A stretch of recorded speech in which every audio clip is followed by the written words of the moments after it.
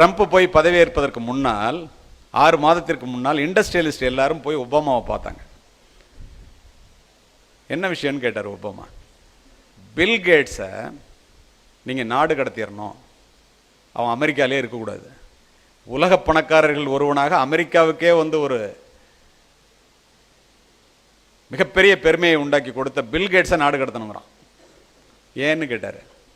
100 பேர் வேலைக்கு எடுத்தா, அது அக்கௌண்டன்ட் வேலையாக இருந்தாலும், அட்வொகேட் வேலையாக இருந்தாலும், ஆடிட்டர் வேலையாக இருந்தாலும், அல்லது ஐடி நிறுவனத்து வேலையாக இருந்தாலும் 60 பேர் இந்தியாக்காரனாக எடுக்கிறான். அதில் 40 பேர் பெண்களாக இருக்கிறாங்க. பெரும்பாலானவர்கள் தமிழகத்தை சேர்ந்தவர்கள். அமெரிக்காவில் ஆளே இல்லையா, இப்படியே போனால் நம்ம எங்கே போகிறதுன்னு கேட்குறான். வியந்து அப்படியே செய்கிறாரு அப்படின்னு ஒபாமா கேட்டு, நான் பில்கேட்ஸை கூப்பிட்டு கேட்குறேன், நீங்கள் போங்கன்ட்டான். பில்கேட்ஸை கூப்பிட்டாரு.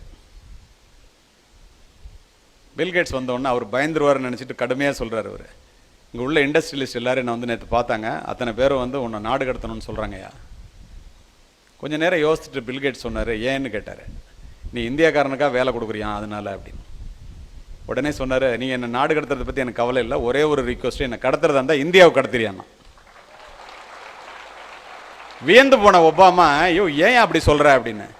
அவன் தான் சொன்னான்னா, நீங்கள் யோசிக்க வேண்டாமா, 100க்கு 60 பேர் மூளை உள்ள இந்தியர்களை நான் எடுக்கலைன்னா இந்த மைக்ரோசாஃப்ட் நிறுவனம் அமெரிக்காவில் இருக்காதியா, இந்தியாவில் இருக்கும், அதை புரிஞ்சுக்க முட்டாள் அப்படின்னாரு.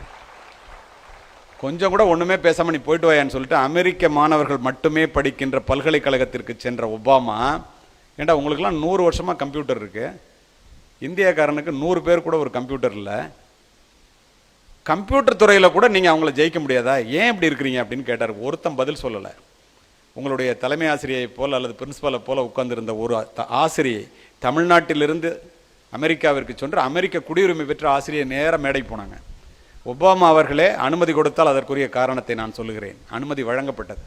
என்ன சொன்னாங்க தெரியுமா?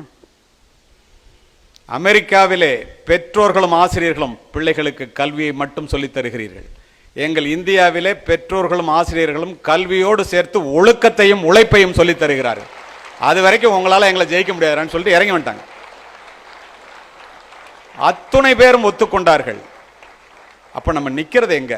பாரத நாடு பழம்பெரும் நாடு, நீரதன் புதல்வர் என்ற நினைவகற்றாதீர்லாம் சொல்றோமே, எவ்வளவு பெரிய பெருமைக்கு சொந்தக்காரர்கள் நாம் ஒழுக்கம் தவறலாமா படிக்கின்ற காலத்திலே?